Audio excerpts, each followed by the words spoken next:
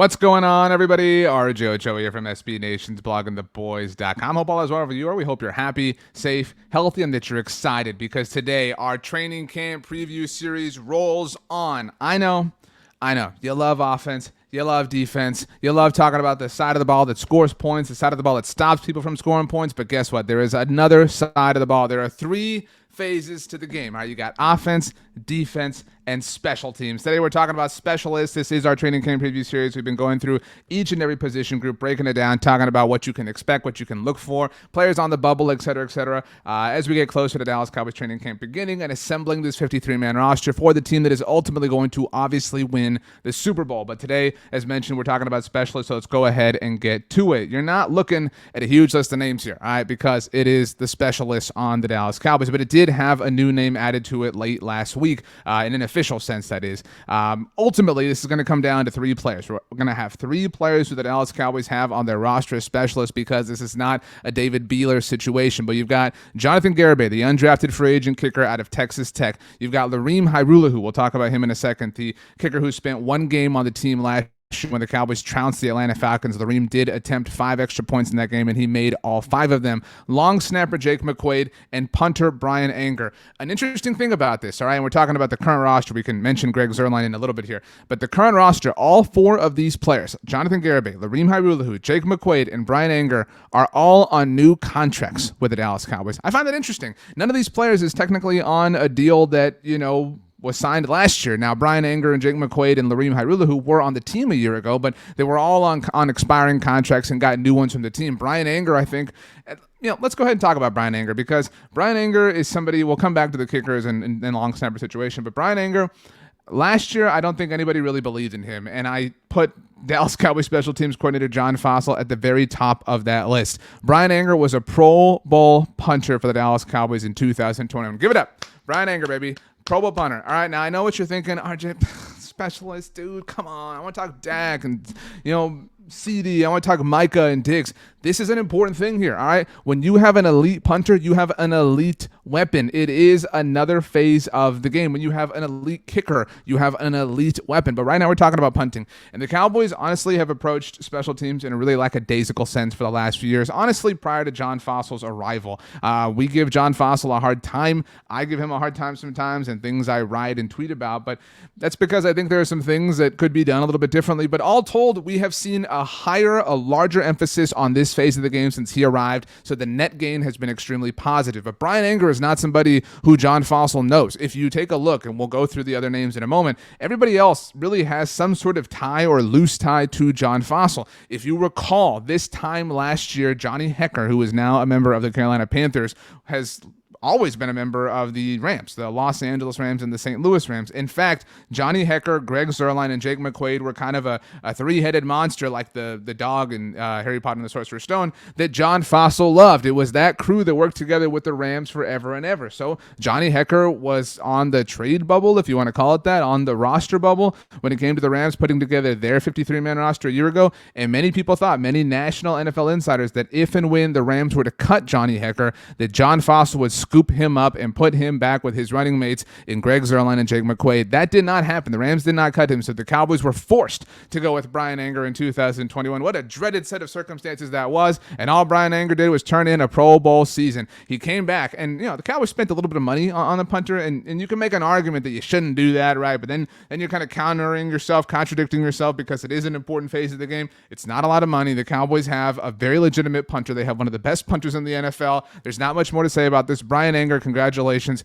We love you. Let's move on. Jake McQuaide, Dallas Cowboys long snapper, who they brought in last year because they allegedly, and I say that, by way of the internet, there's no proof of this, but, didn't want LP Ladouceur to become the player with the most games played in a Dallas Cowboys uniform. That's what the internet believes because the internet loves conspiracy theories. But Jake McQuaide honestly was fine for the Cowboys a year ago, did come back again as mentioned, and has a history with John Fossil. And so all told, I think you're good. You need a long snapper. You got one. Jake McQuaide is that dude. I mean, hey, he's coming back again. Everything is kind of set. And I think, we want consistency. That's what we really, really care about more than anything when it comes to this part of football. You want consistency. Players who know each other, players who know their routines, players who know their coaches, players who know everything that goes into what they do week to week, game to game, Sunday to Sunday, et cetera, et cetera. And Jake McQuaide is a part of that. So, hey, good job, Cowboys, bringing back your long snapper. But this is the more interesting thing, I think, the most interesting detail when it comes to the Dallas Cowboys roster when it comes to specialists. All right, now we know, I'm going to put this back here one more time because I know it breaks your heart that Greg Zuerlein is gone from the Dallas Cowboys roster. All right, Greg Zuerlein, they finally moved on, and I think that that's important because the Cowboys cut Greg Zuerlein. He wound up with the New York Jets, but there was chatter that they were interested in bringing him back on a reworked deal. That could not have happened, all right, and it simply could not have. I know Greg Zuerlein has become an interesting, but an easy punching bag for a lot of people. But it's because the data overwhelmingly supports that the Dallas Cowboys consistently tied themselves to one of the worst kickers in the NFL over the last 2 years. That's not a joke. If you look at Greg Zuerlein last year, and I'm talking, this is just like an easy thing here. All right, this is every single kicker who attempted an extra point in 2021. All right, I say every kicker, but this is the top of the list. Sorry, not every kicker. I'm getting a little bit dramatic here, but the point here is of legitimate kickers who had at least a legitimate amount of attempts. All right, you can see this minimum 1.5 attempts per game scheduled to be a leader. So you have to have had at least 1.5 attempts per game in the extra point department. All right, I know the font is really small there, but if you zoom in at the very bottom there, number 24, last in the heat is Greg Zuerlein. He had the worst extra point conversion percentage of all eligible kickers last year. That is insane. We weren't asking Greg Zuerlein to make these booming 50-yard field goals, and he just couldn't do that, whatever the case may be. 50-yard field goals aren't even difficult anymore, but still, he was messing up and missing extra points. These are easy points. We've talked about this. We've discussed it many different times, how many games the Cowboys could have seemingly won or seemingly been in different situations and circumstances in if Greg Zuerlein had simply converted on the easy kicks. He didn't just miss extra points, to be very fair, but the Cowboys had to move on, and thankfully, he has got another opportunity with the New York Jets. I hope he proves us all wrong. I hope he has a fantastic rest of his career, but it will not be with the Dallas Cowboys. In fact, the Dallas Cowboys have two options when it comes to their kicker here, and we'll put this list up here one more time. They did bring back Lirim Hajrullahu. The word about this happening came out about a week and a half ago. It officially happened last Friday. The Cowboys, like I said, bringing back a kicker who had one game of experience with them on their roster last year. In case you're wondering, Greg Zuerlein was on the COVID list. They had to bring in Lirim. I mentioned how every person here basically had a previous tie to John Fossil. Lirim's is the most loose. He was part of the Rams. That's really all it was. And it wasn't even John Fossil's Rams, but still, it's a very, very, very loose tie if you're stretching it as much as you can. 5 extra point attempts in that one game against Atlanta, 5 conversions, 100% conversion when it came to extra points, which is more than Greg Zuerlein can say, obviously. I don't know that I think Lirim Hajrullahu is somebody who's seriously in line to make this roster because of the presence of Jonathan Garibay, the undrafted free agent out of Texas Tech. This is the kind of star when it comes to the Dallas Cowboys specialist group here in 2022.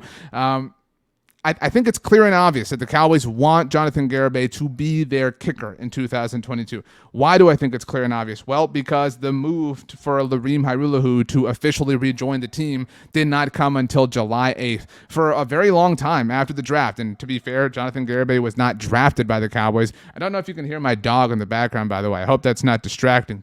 So apologies, Little Bear likes to be in the video sometimes. But Jonathan Garibay was not drafted by the Cowboys. He was an undrafted free agent. And there are a lot of people who have kind of talked themselves into this being the case. Now, to be fair, I know I've said that a lot this video, undrafted free agency is a very common path for NFL kickers. In fact, it was the way the Cowboys discovered their last consistent kicker in Dan Bailey, who was a UDFA 11 years ago now in 2011. So I think we're all hoping, obviously, that's the case when it comes to Jonathan Garibay, that he has a similar career in Dallas to the one that Dan Bailey did. It was very prosperous before it all fell apart there at the very end in 2017. But they really, again, did not do much until the first week in July when it came to the kicking position, which suggests that they really want Jonathan Garibay to win this job, and they're not going to outright hand it to him. That's what they did, obviously, with Greg Zuerlein for 2 years, and it blew up in their face. But so I think if, my read on it, I think everybody's read on it is Lirim Hajrullahu was back to kind of keep a kicker on reserve if they need one in a pinch like they did last year, and to bring in some legitimate, literal competition for Jonathan Garibay. But all told, I really think that the Cowboys want this to be his job when it's all said and done. And so I think then, I know I said this was the last time, but if we put this up here, we're going to be looking at a Dallas Cowboys specialist group in 2022 that consists of those bottom 3 players, and not bottom 3, I can't even read right now. The dog barking has me all frazzled. Jonathan Garibay as your kicker, Jake McQuaide as your long snapper, and Bryan Anger as your punter. I don't really see any other way that things shake out except for, that particular one. So, hey, we'll see what happens. But that covers the specialist portion of our Dallas Cowboys training camp preview here on the Blog and the Boys YouTube channel. Make sure you do subscribe. Up next, later this week, right? I think, yeah, later this week. Time is a flat circle in so many senses. We are going to be talking about the offensive line, the trenches. We're going to talk about everyone all at once. We're going to talk tackles, guards, centers, just putting everybody under one neat umbrella so we can get to that. And then after that, we'll be doing tight ends. By the way, very interesting, situation with Dalton Schultz. We'll see what happens. But offensive line coming up next. What did you think about the specialist? What do you think about what I have to say? What do you think about anything? What do you think about, I don't know, do you eat your chicken tenders with ranch or honey mustard? That's the question I have for you. What is your answer? Let me know. My name is RJ Ochoa. You can hit me up on Twitter or Instagram at RJ Ochoa, on TikTok at rj.ochoa. Email is rj.ochoa@sbnation.com. You can always leave me a comment down below. We'll get to those as well. For now, though, thank you so much for stopping by. We hope you have a wonderful day, and we'll see you next time. Go Cowboys.